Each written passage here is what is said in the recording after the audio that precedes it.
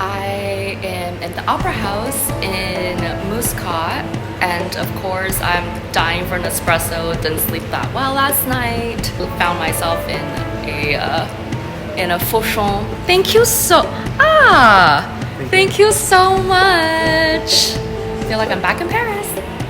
Oman is unlike its neighboring countries due to the unique history which has emboldened Muscat to become a rising destination, full of colors and flavors. Here are some of the best things to do in the capital city, with more to come in the future. Welcome to Oman.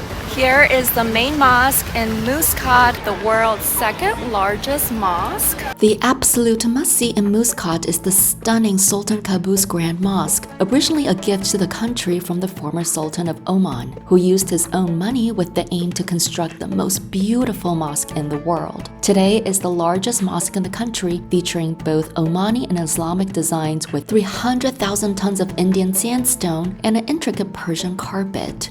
There's a separate praying hall for women, while the main praying hall accommodates up to 20,000 worshippers. Be sure to dress appropriately. Women need to cover both arms and legs, tight clothing are not allowed, and headscarf is needed for females above the age of 7.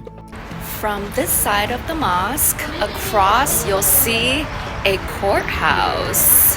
Right next to the mosque is the Supreme Court of Oman. Behind me is the famous opera house. The breathtaking Royal Opera House Muscat is a magnificent masterpiece of architecture all on its own, with modern Omani architecture style. The structure showcases the forms of modern Omani palaces with circular patterns. Mutrah Souq is an exciting place to be, especially for travelers seeking to bring home local souvenirs.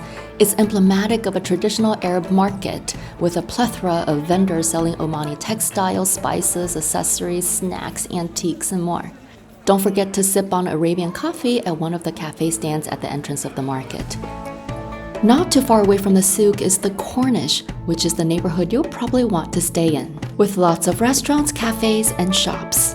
We're at the Royal Palace, where if you see a flag that is raised, that means that the Sultan is here in the palace. If the flag is not raised, that means the Sultan is not at home.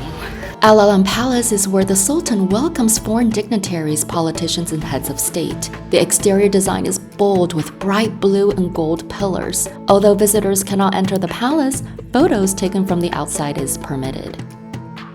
There are two forts to see in Muscat. One is Jalali Fort, which can be seen from afar. Built by the Portuguese as defense, it was twice attacked by the Ottomans. Another one to admire is Fort Al-Mirani, situated next to the Al Alam Palace. It was the first fort in Oman to use cannons. Despite that visitors cannot enter, the fort is now part of the beautiful skyline of Muscat by the water. Check out Jetset Times for a full Muscat travel guide. And don't forget to subscribe to our channel.